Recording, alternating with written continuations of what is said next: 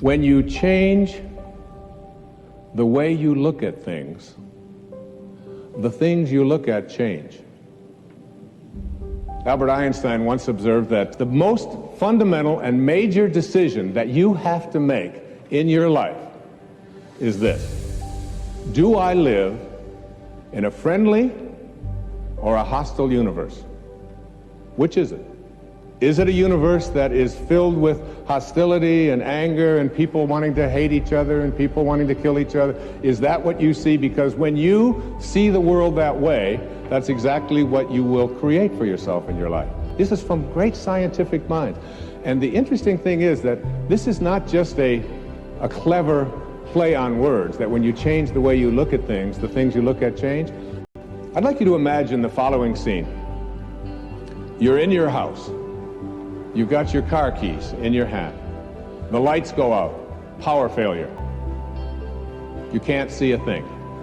You stumble around in your living room and you drop your keys. And you look around for a moment and you realize that you're never going to find them in the dark.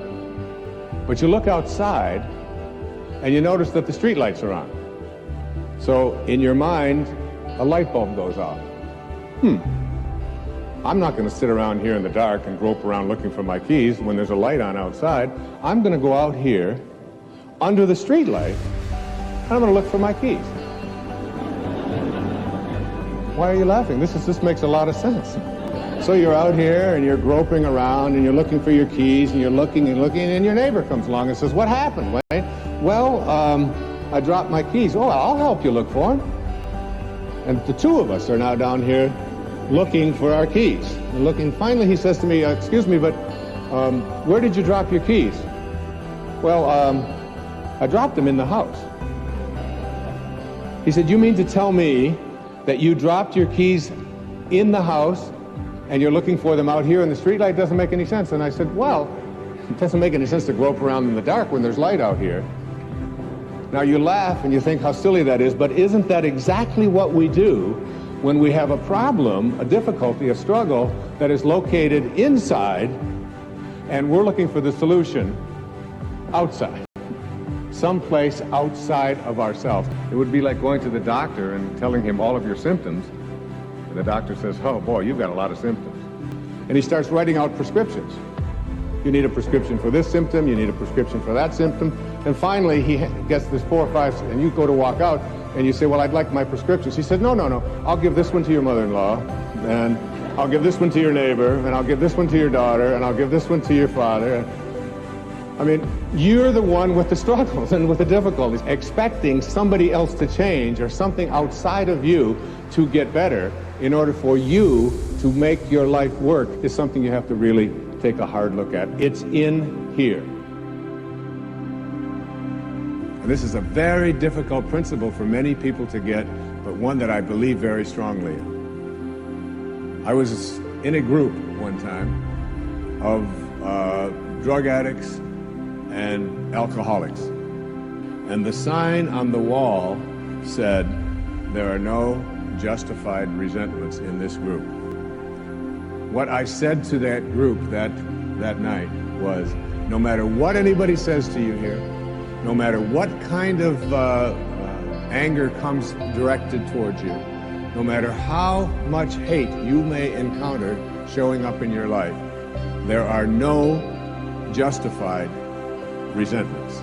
Meaning that if you carry around resentment inside of you about anything or about anyone, and I'm talking about the person that you lent money to and hasn't paid you back, I'm talking about the person in your life that you feel was abusive in your life, I'm talking about the person who walked out on you and left you for somebody else, I'm talking about all of the things that you have justified in your heart and in your life that you have the right to be resentful about. And I'm suggesting to you that those resentments will always end up harming you and creating in you a sense of despair. No one ever dies from a snake bite. The snake bite will never kill you. You cannot be unbitten. Once you're bitten, you're bitten. But it's the venom that continues to pour through your system after the bite that will end up destroying you. There are many ways to get the things that we want for ourselves in our lives, but basically, it all begins with how we choose to think. As you think, so shall you be. 7 little words that I think are perhaps the most important things that we can learn and master in our lives.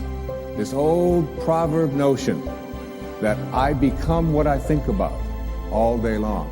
And once you know that what you think about is what expands, you start getting real careful about what you think about. You don't allow your thoughts to be on anything that you don't want, or that you wouldn't want to have manifest or show up for you in your life.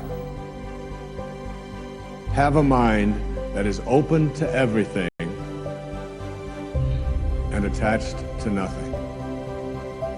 One of the central principles of my life is that no one knows enough to be a pessimist about anything.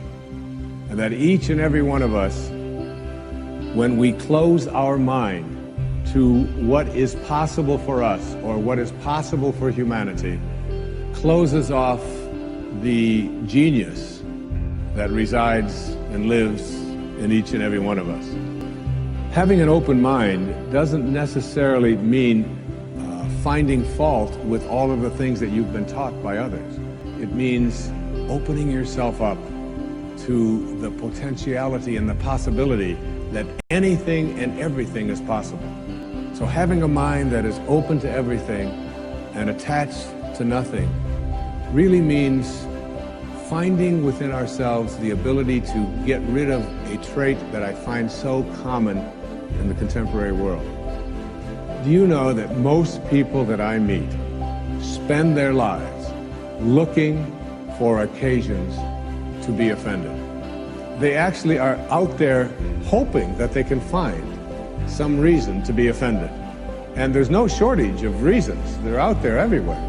The way this person dressed, what this person said, they turn on their TV, they hear the news, they're offended by this. Someone used language that they didn't like, someone doesn't share the same customs that you, and people all day long. In fact, if you keep track tomorrow, you will find probably 100 reasons that you can go around being offended. But a mind that is open to everything and attached to nothing is a mind that says, I'm never looking for anything to be offended by. And that whatever anybody else out there has to say, my response to that is, that's an interesting point of view. I've never considered that before. The next principle I call don't die with your music still in you.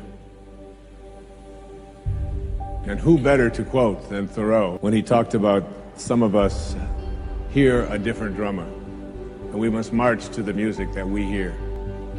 But all of you have some music playing. And all of you have a heroic mission. There's no accidents in this universe. We all show up here with a purpose. There's an intelligence that is a part of everything and everyone, and all of us are connected to it.